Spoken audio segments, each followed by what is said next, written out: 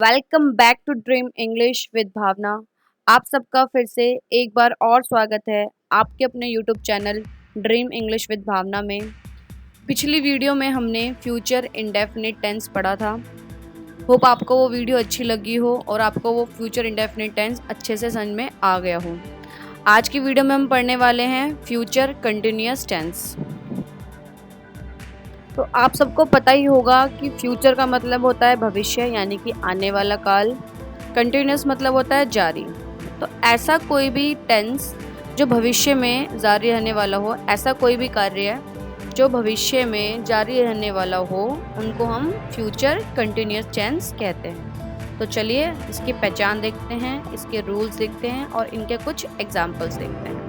तो आगे बढ़ने से पहले अगर आपको मेरी वीडियो अच्छी लगती हो तो प्लीज़ लाइक और सब्सक्राइब करते रहिए। तो चलिए आगे बढ़ते हैं। तो जैसा कि मैंने आपको बताया कि फ्यूचर कंटिन्यूअस टेंस वो टेंसेस होते हैं जिसमें कोई भी कार्य या कोई घटना भविष्य में यानी कि आने वाले समय में जारी रहने की संभावना होती है, उसके लिए हम फ्यूचर कंटिन्यूअस टेंस का यूज़ करते हैं।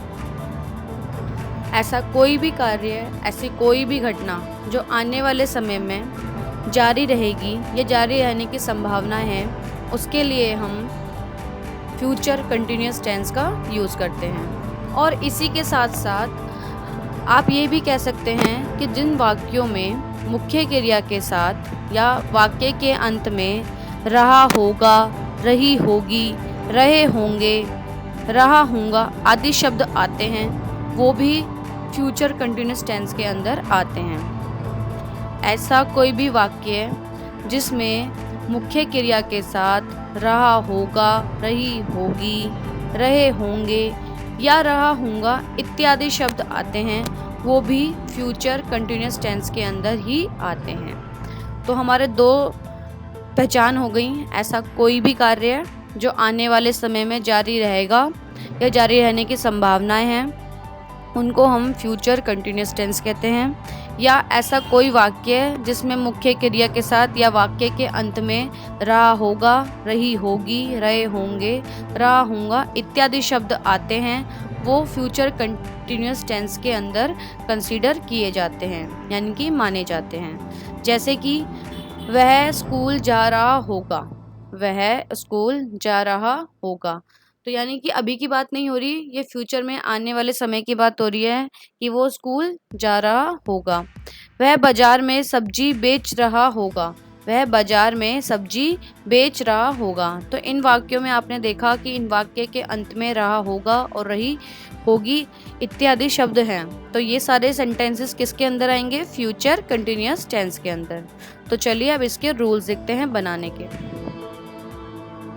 सबसे पहले हम देखेंगे अफर्मेटिव सेंटेंसेस यानी कि सकारात्मक वाक्य, जिसमें हम कोई नहीं का यूज नहीं करते और कोई हम क्वेश्चन नहीं करते। सिंपल हमारा वाक्य होता है, पॉजिटिव सेंटेंस होता है, जिसे हम अफर्मेटिव सेंटेंस बोलते हैं। इसमें हर सेंटेंस की तरह यानी कि हर टेंस की तरह सबसे पहले हमारा सब्जेक्ट लगता है यानी कि कर्ता, कार्य करने वाला या जिसके बारे में बात की जा रही हो, उसको हम सब्जेक्ट कहते हैं। फिर हमारा विल आएगा सबके साथ। सब्जेक्ट हमारा चाहे सिंगुलर हो, चाहे प्लूरल हो, चाहे वो फर्स्ट पर्सन हो, सेकंड पर्सन हो, थर्ड पर्सन हो, सबके साथ विल आता है।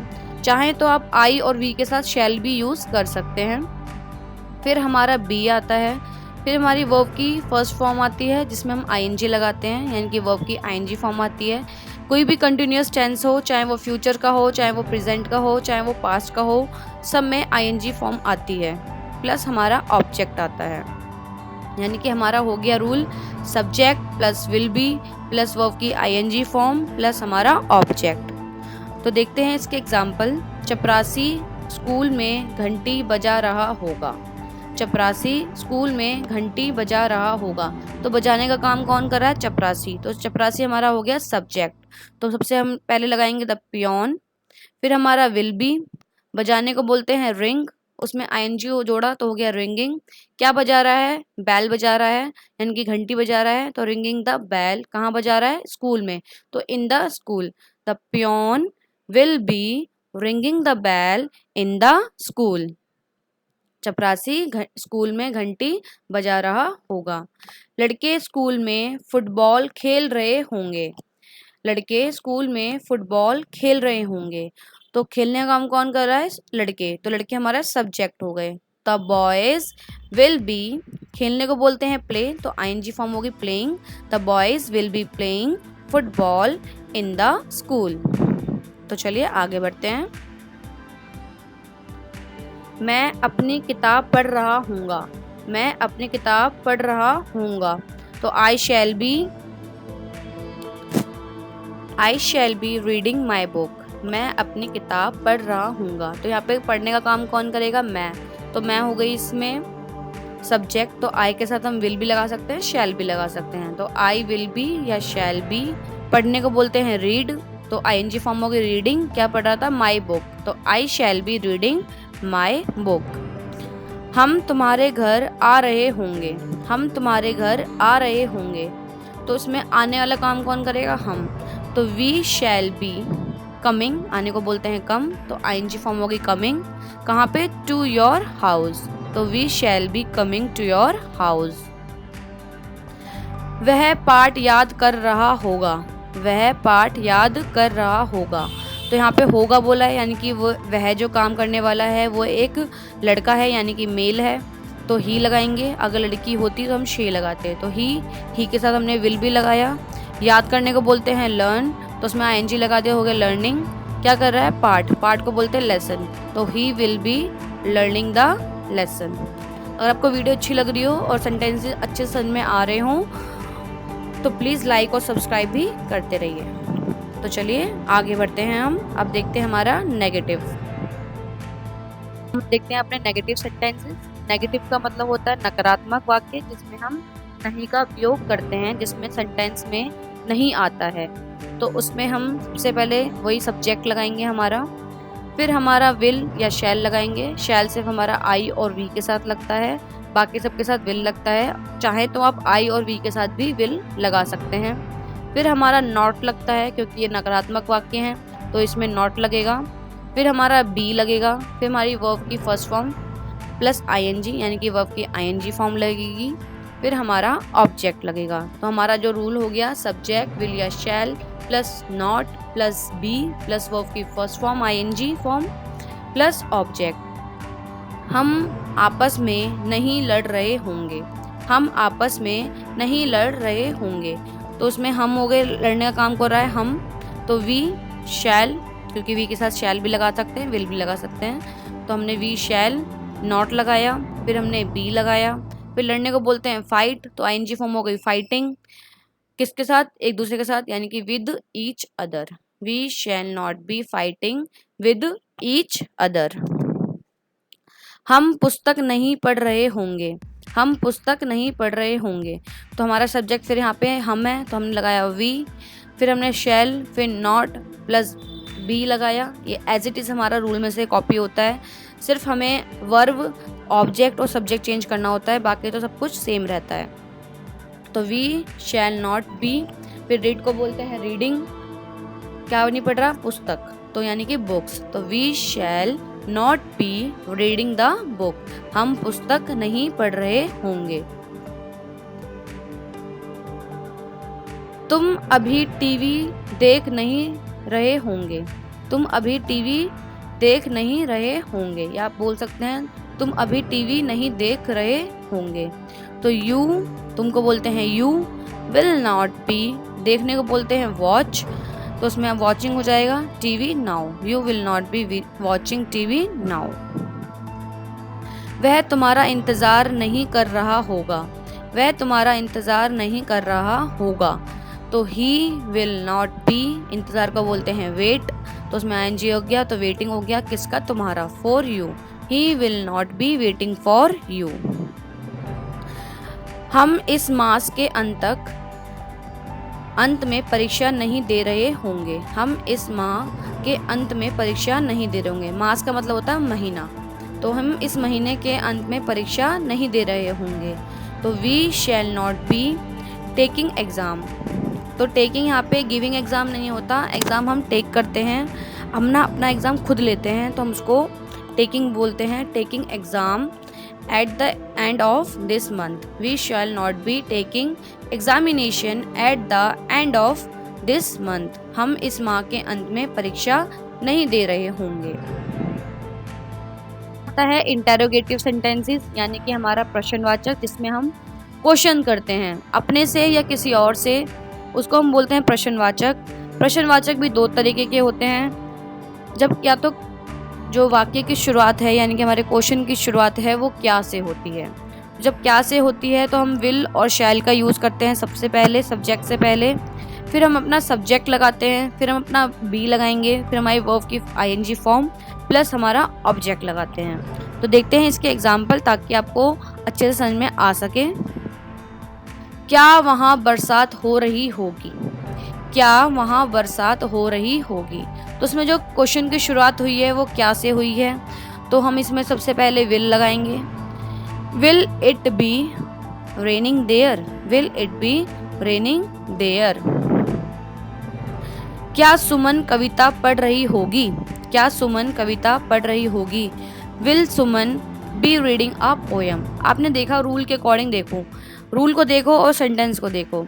तो विल लगाया सबसे पहले हमने, फिर सब्जेक्ट लगाया, सब्जेक्ट कौन है? हमारी सुमन है। फिर हमने बी लगाया, फिर पढ़ने को रीड बोलते हैं तो हमने रीडिंग लगा दिया।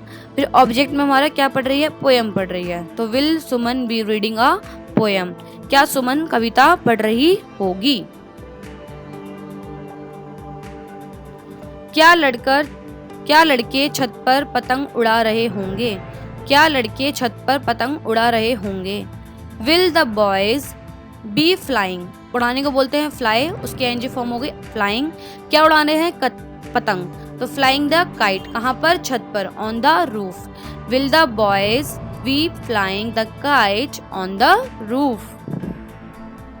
क्या वह उसे गाली दे रहा होगा? क्या वह उसे गाली दे रहा होगा? Will he be abusing him? Will he be abusing him?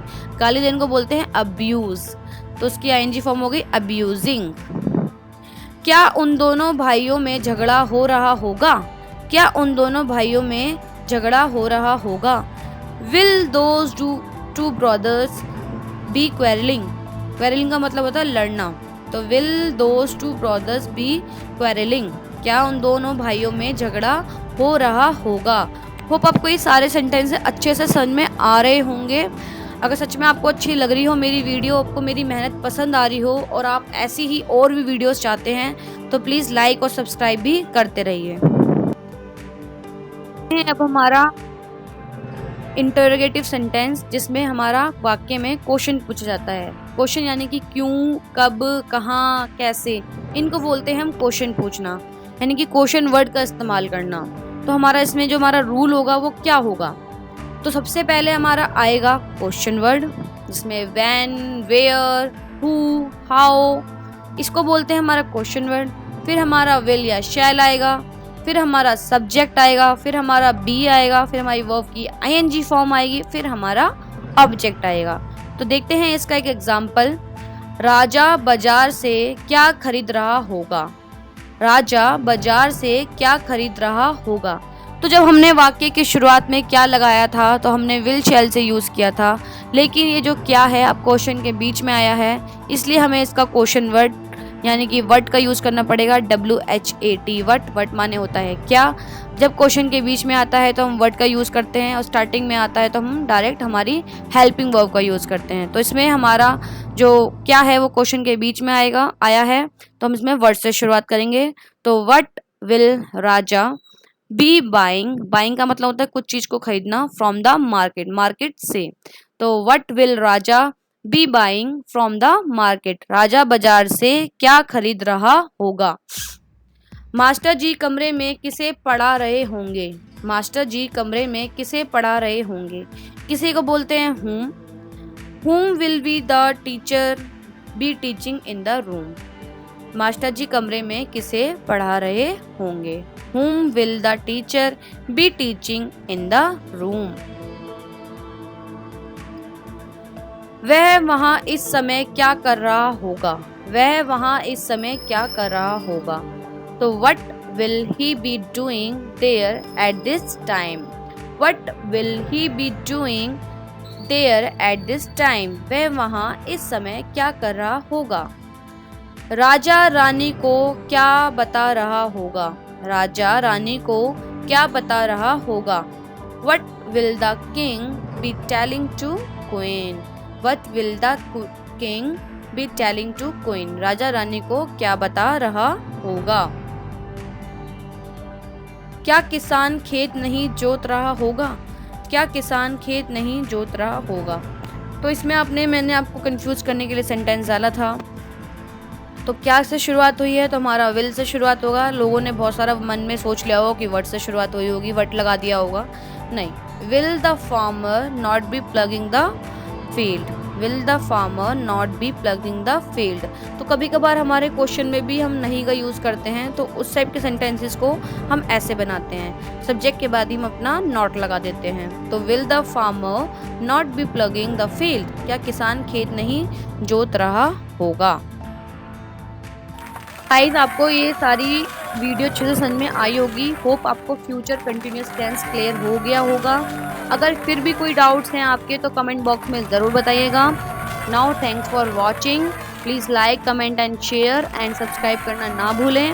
और अपने जो यहाँ सब्सक्राइब के बगल में बेल आइकन है उसे दबा के ऑल पे टिक कर दीजिए ताकि आपको आने वाली वीडियोज़ के सारे नोटिफिकेशन मिल सकें।